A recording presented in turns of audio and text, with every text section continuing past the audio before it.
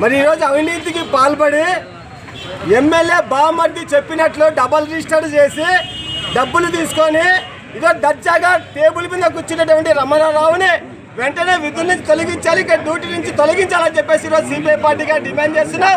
ఈరోజు అనంతపురం నగరంలో ఎమ్మెల్యే వారి అనుచరులు అనంతపురంలో స్పష్టంగా ప్రజలకు కనపడుతుంది. ఈ సంవత్సర కాలంలో మరి ఎక్కడ చూసినా దందాలు, డబుల్ రిజిస్టర్లు జరుగుతున్నాయి.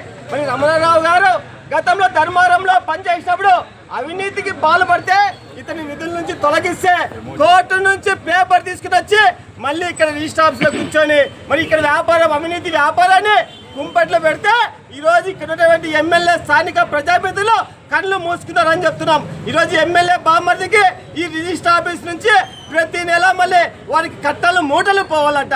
ఇక్కడ రిజిస్టర్ అధికారులు ప్రతి ఫైలు సంతకం పెట్టాలంటే మూటల కట్టలు తీసుకోవాలి. ఆ మూటల కట్టల్లో అక్కడ ఉన్నటువంటి ఎమ్మెల్యే బామర్దికి పోవాలి. ఇటువంటి అవినీతి మరి ఇక్కడ రిజిస్టర్ ఆఫీస్ లో జరుగుతుంది. పేద ప్రజలు నిజాయితీగా కష్టపడి మరి ఇల్లు కొనుక్కునే వాళ్ళు, స్థలాలు కొనుక్కునే వాళ్ళు ఈ రోజు కొంతమంది కబ్జాదారులకి గూండాలకి ఈ రోజు మరి డబుల్ రిజిస్టర్లు చేసి ఈ అధికారులు మేలు చేయడానికే ఉండేదని చెప్పేసి ఈరోజు సిపిఐ పార్టీకి అడుగుతున్నాం.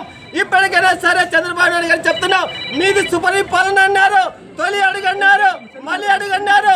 ఈ సంవత్సర కాలంలో అనంతపురం నగరంలో ఈ ఎమ్మెల్యే వారి అనుచరులు దాదాపు 120-130 పేపర్లు నిన్నటి రోజున ముఖ్యమంత్రి దృష్టికి పోయినాయంటే మరి ఎన్ని అక్రమాలు దందాలు జరుగుతున్నాయో ఒక్కసారి ముఖ్యమంత్రి గారు కూడా ఆలోచన చేయాలి, హోమ్ మినిస్టర్ గారు ఆలోచన చేయాలి.